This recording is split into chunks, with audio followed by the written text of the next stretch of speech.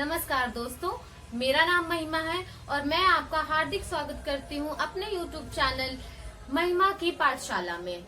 ये नाम मैंने अभी जो है नया रखा है। इससे पहले जो था हमारे चैनल का नाम था NCERT विद MP और जो है अभी मैंने सोचा कुछ अलग नाम देना चाहिए चैनल को, इसलिए जो है मैंने इसको एक नया नाम दिया है महिमा की पाठशाला में। तो जैसे हम पहले पढ़ते आ रहे थे वैसे ही हम जो है आगे अपनी पढ़ाई को कंटिन्यू रखेंगे। और आज जो हम करने वाले हैं वो है वाच्य।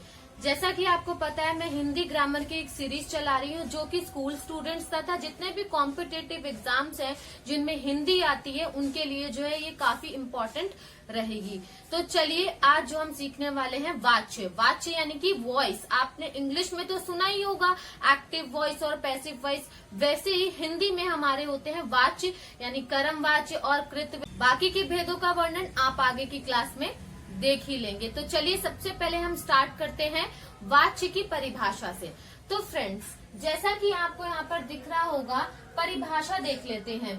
कर्ता, कर्म और भाव की प्रधानता को सूचित करने वाले वाक्य वाच्य कहलाते हैं। यानी कि ये थोड़ी ज्यादा हिंदी हो गई, मुझे पता है आपको समझने में दिक्कत हो रही होगी, बट इट्स ओके, मैं इसको थोड़ा सरल शब्दों में बोल देती हूँ। यानी कि फ्रेंड्स ऐसे वाक्य, वाक्य यानी क्या होते हैं? सेंटेंस, ठीक है।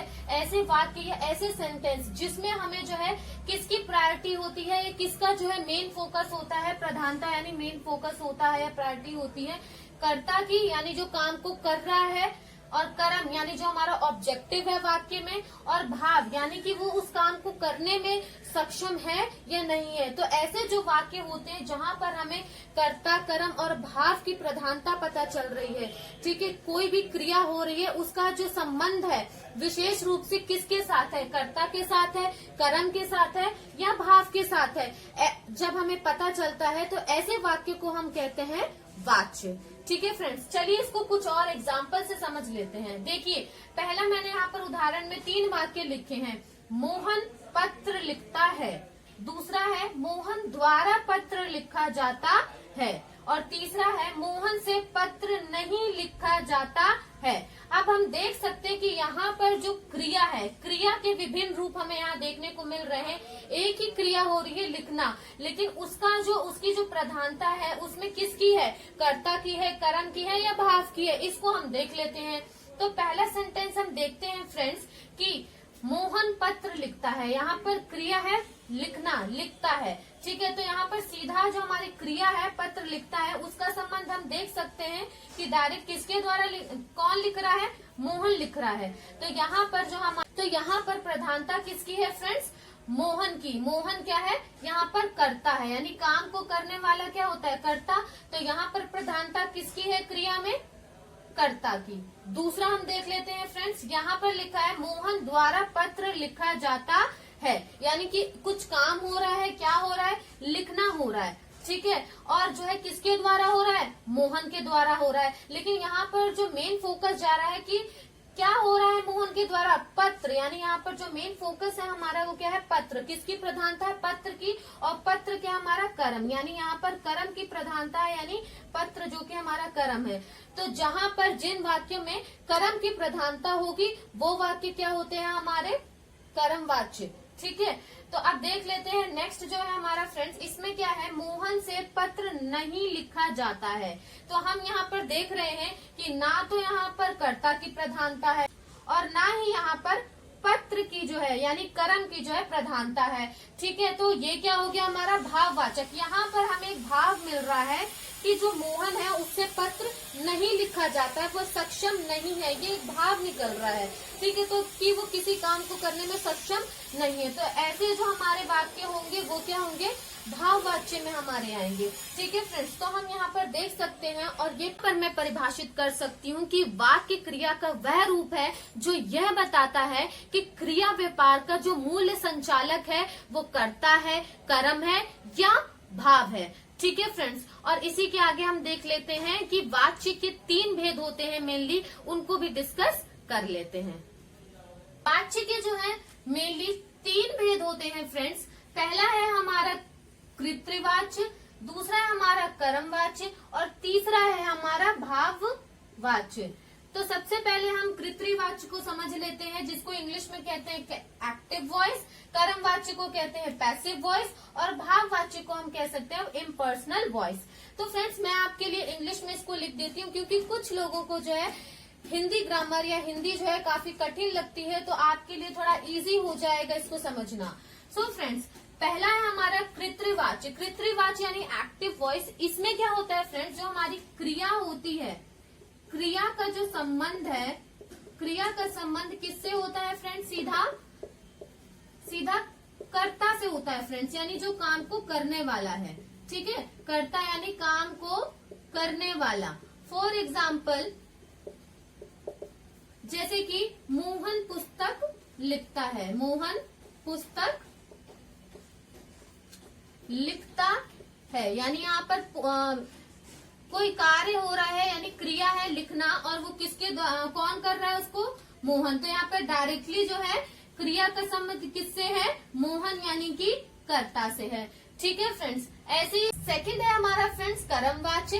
कर्मवाच्य में हमारा जो क्रिया का संबंध है, क्रिया का संबंध कर्म से होता है। किससे होता है, कर्म से होता है। फॉर एग्जाम्पल के लिए जो है, उदाहरण के लिए मैं बोल सकती हूँ, जैसे कि मोहन द्वारा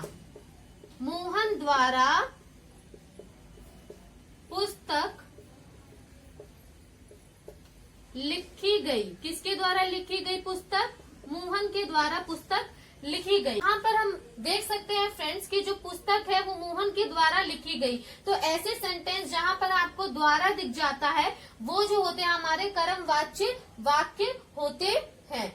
ठीक है फ्रेंड्स, नेक्स्ट है हमारा भाववाच्य। अब भाववाच्य में क्या होता है फ्रेंड्स, यहाँ पर जो क्रिया का संबंध है, क्रिया का संबंध ना ही तो कर्ता से होता है, ना तो कर्ता से और ना ही कर्म से, ना ही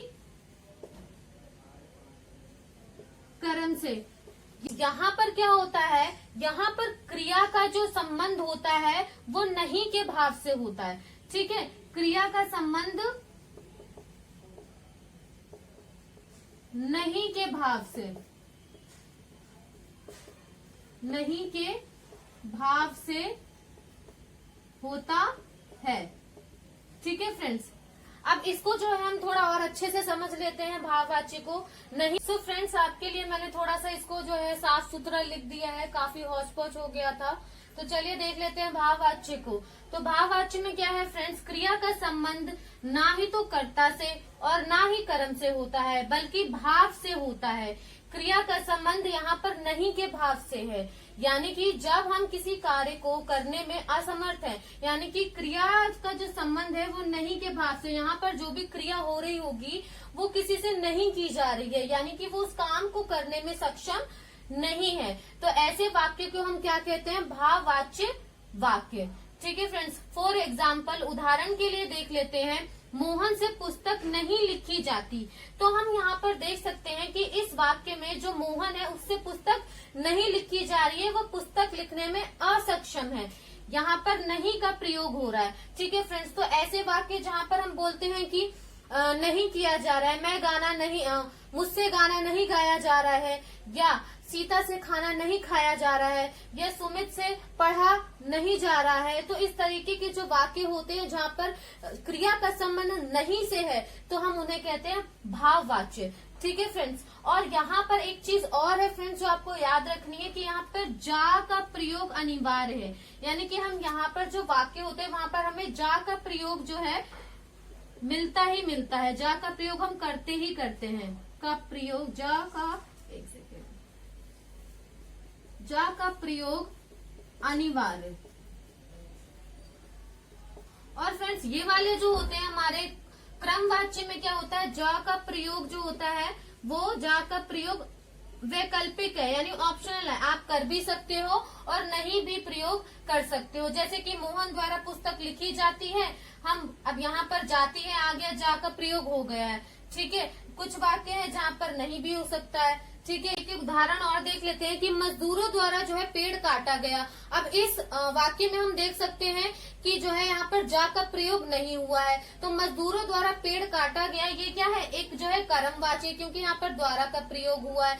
ठीक है, और द्वारा का प्रयोग नहीं भी हो सकता है, जैसे कि मोहन से भोजन किया जाता है, तो यहाँ पर हम देख रहे हैं जा का प्रयोग है, द्वारा का नहीं है। तो हम द्वारा का और से और जा द्वारा जो है पहचान सकते हैं कि वो वाक्य कर्मवाच्य है या नहीं है। ठीक है फ्रेंड्स, तो इस तरीके से जो है हमने आज देख लिया है वाच्य की परिभाषा को, वाच्य के तीनों भेदों को। ठीक है, तो मैं आशा करती हूँ कि आपको जो है वाच्य अच्छे से समझ में आ गया होगा फ्रेंड्स। और अगर आपको समझ में आ गया है तो प्लीज वीडियो को लाइक कीजिएगा, अपने फ्रेंड्स के साथ शेयर कीजिएगा और चैनल को सब्सक्राइब कर लीजिएगा।